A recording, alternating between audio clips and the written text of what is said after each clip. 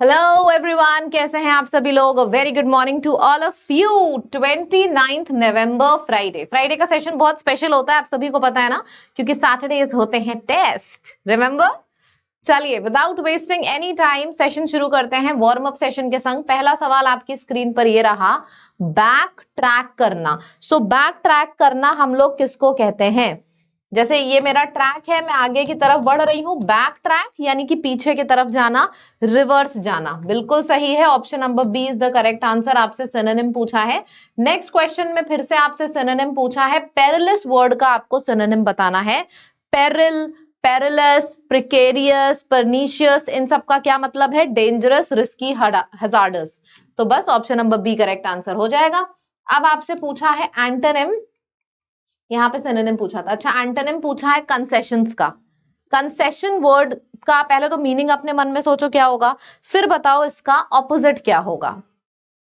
Concessions करना, छूट देना, उसका ऑपोजिट क्या हो गया? बहुत बढ़िया, डिमांड्स। रिगरसली, मैं रिगरसली चीजों को करूंगा।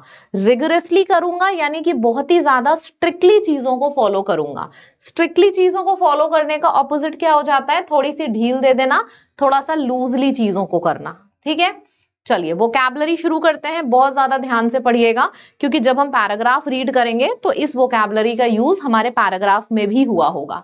ठीक है, सबसे पहला वर्ड है रिटॉर्ट। रिटॉर्ट वर्ड का मतलब होता है अ क्विक, शार्प और विटी रिप्लाई। रिटॉर्ट क्या है? रिटॉर्ट का मतलब होता है किसी ने मेरे से कुछ बात बोली, मैंने बिना सोचे समझे उसको रिप्लाई दे दिया। So this is retort.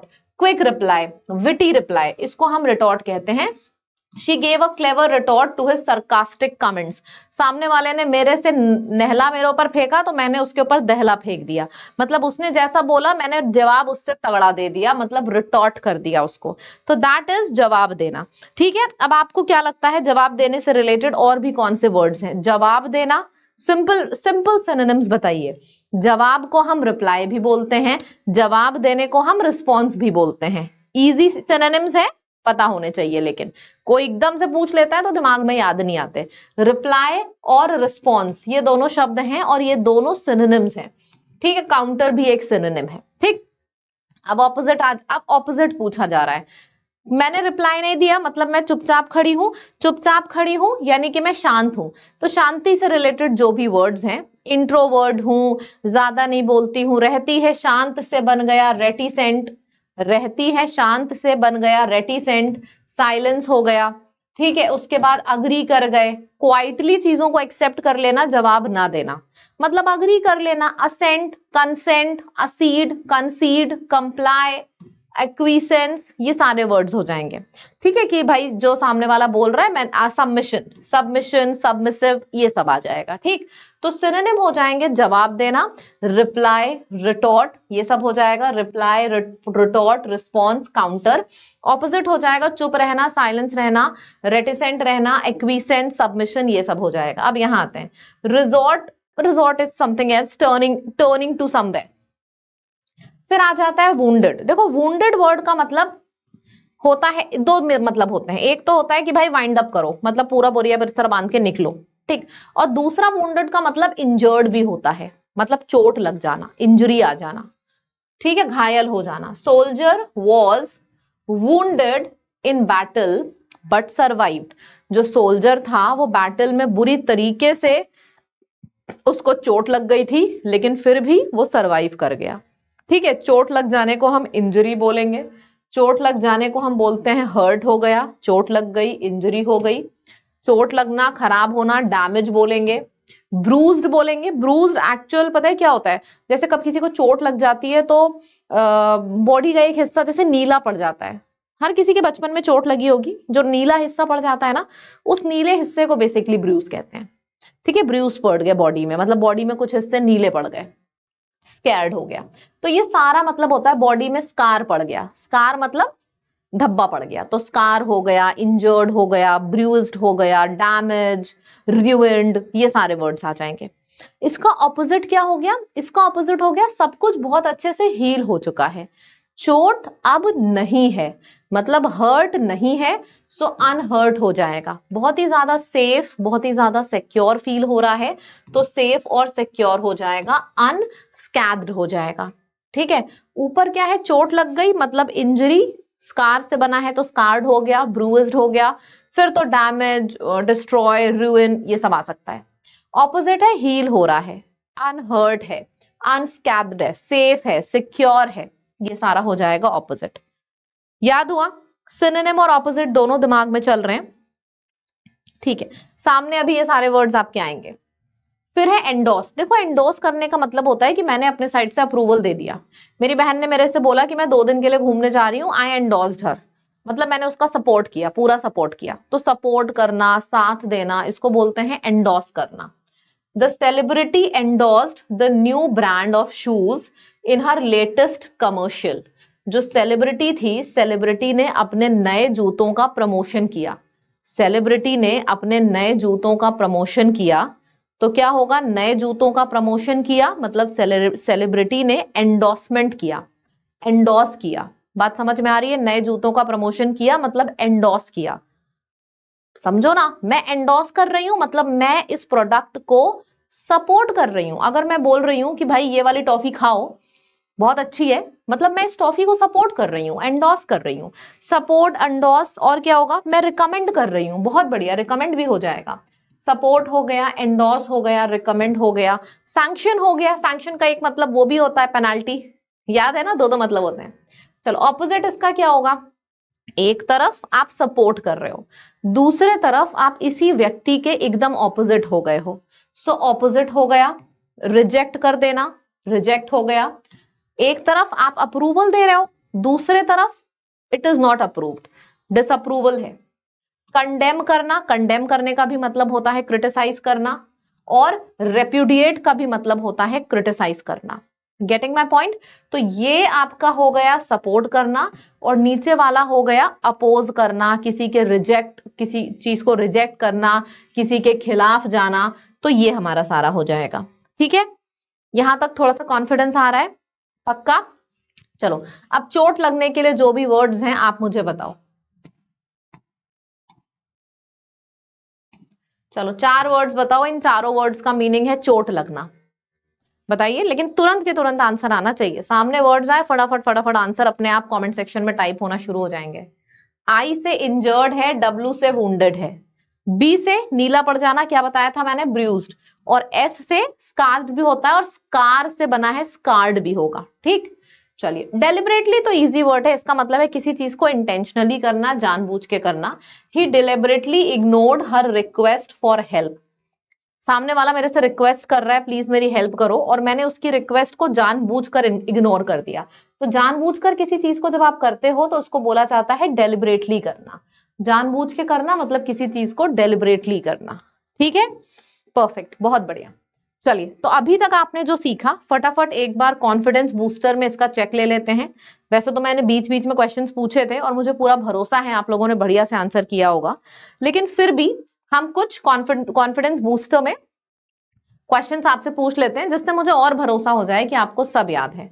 तो सबसे पहले आपसे सिनोनिम पूछा जा रहा है किसका, रिटॉर्ट का। सो रिटॉर्ट वर्ड का सिनोनिम क्या होगा, 4 ऑप्शंस है, बताइए। रिटॉर्ट करना, रिटॉर्ट करना मतलब रिप्लाई करना, रीस्टेट करना, किसी को कुछ बोलना। Which of the following is a synonym for deliberately? मैं इस काम को deliberately करूंगी, मतलब मैं इस काम को deliberately करूंगी यानी कि जानबूझकर करूंगी और पर्पसफुली करूंगी।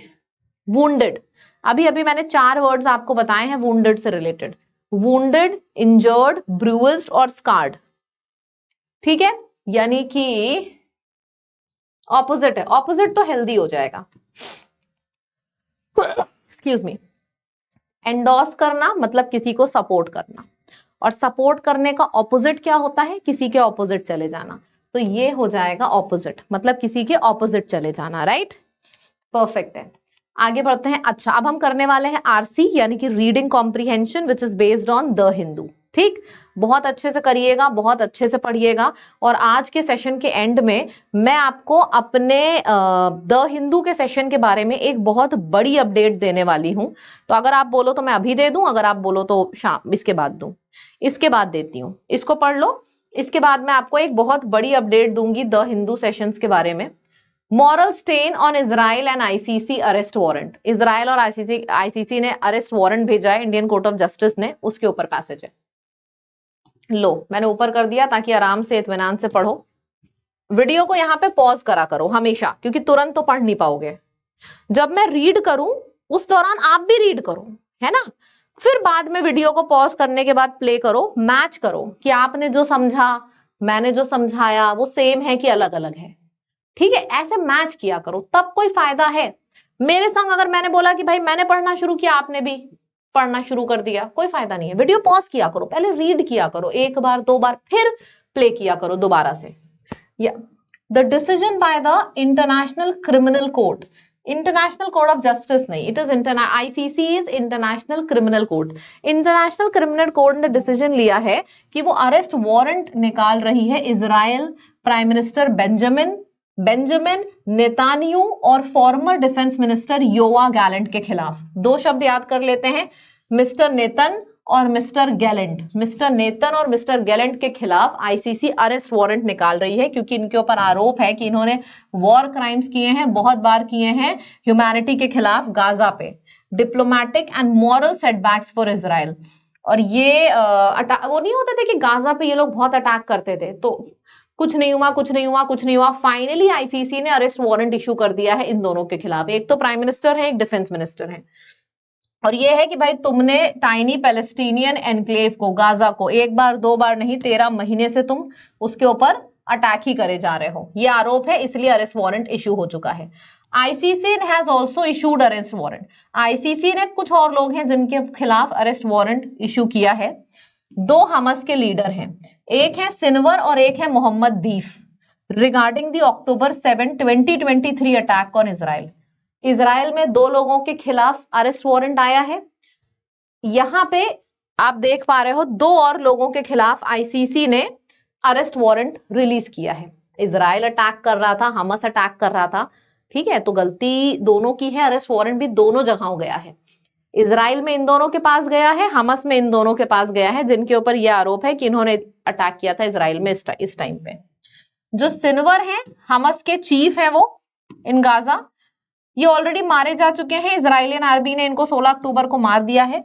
और दीफ जो कि हेड है हमास मिलिट्री विंग के, was reportedly killed in an Israeli air strike in July. अच्छा, इन दोनों के खिलाफ भी अरेस्ट वारंट था, सिनवर और दीफ के खिलाफ, लेकिन अभी पता चल रहा है कि ये दोनों मारे गए हैं ऑलरेडी। तो द प्रैक्टिकल फोकस, इस वजह से जो प्रैक्टिकल फोकस है वारंट का, अरेस्ट का, वो मिस्टर नेतन और मिस्टर गैलेंट यानी कि इजराइलियन प्राइम मिनिस्टर और डिफेंस मिनिस्टर के ऊपर है। Rejected the warrant as anti semitic, a frequent retort to criticism. इन्होंने अभी इस वारंट को रिजेक्ट कर दिया है। ये पढ़ लिया हमने। पढ़ने के साथ साथ पावर उसी को बोला जाता है जब आपको ये अच्छे से समझ में आया हो। ठीक है, समझ में कैसे पता चलता है आया है कि नहीं? समरी लिख के, समरी पूरी बना लिया करो। अगर आप बना पा रहे हो मतलब बढ़िया है, आप सब कुछ कर लोगे, चाहे पैराजंबल आ जाए, चाहे क्लोज टेस्ट और चाहे रीडिंग कॉम्प्रिहेंशन। अगर आप बना पाए तो देखो कैसे बनाते हैं, समझिएगा। पूरा समरी ड्रॉ कर लिया करो। क्या समरी है कि आईसीसी ने अरेस्ट वारंट भेजा है, कहां पे? इजराइल में भेजा है और गाजा में।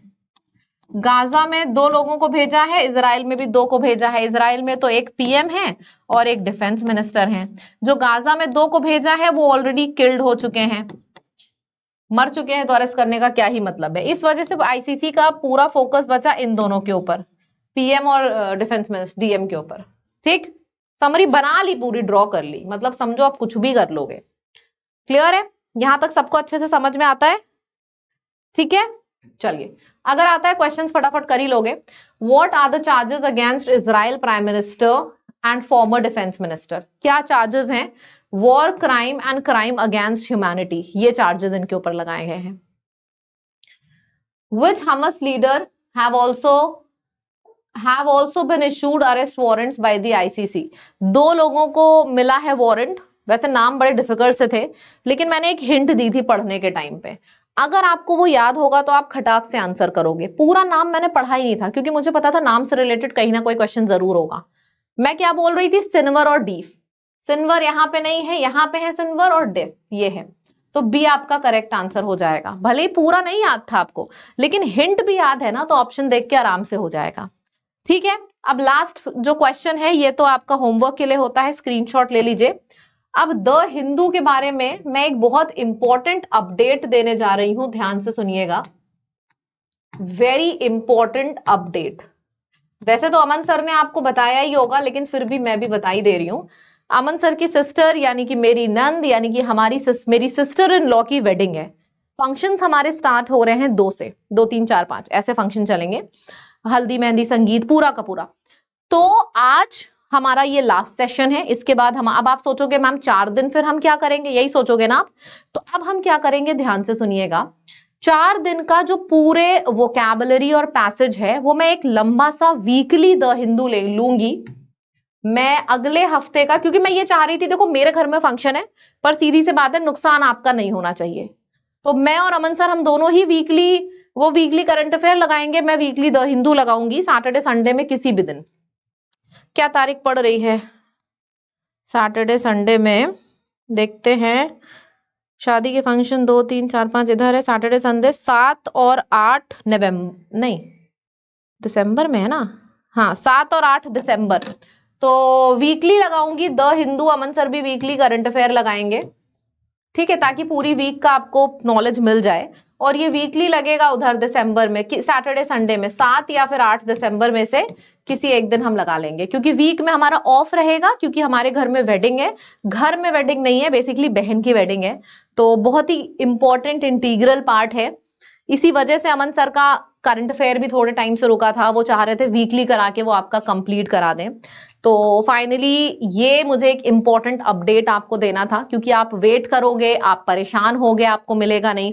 तो बस मैं ये आके आपको बता रही हूँ कि जो द हिंदू है मंडे से नहीं होगा, 3 4 दिन आपका नहीं होगा, और जो भी आपका छूटेगा, जो भी आपका नुकसान होगा, उसका वीकेंड में मैं वीकली द हिंदू एक लगाऊंगी, उसमें सारे वर्ड्स कराऊंगी कवर, पूरे हफ्ते के पैराग्राफ पढ़ाऊंगी, बढ़िया से क्वेश्चंस कराऊंगी, ताकि आपका जो भी नुकसान हुआ है वो वीकली द हिंदू में पूरा कवर हो जाए। सैटरडे संडे 7 या 8 दिसंबर को पड़ रहा है, इन्हीं दोनों में किसी एक दिन आपका लग जाएगा, ताकि आपका पूरा कवर हो जाए बढ़िया से, ठीक है।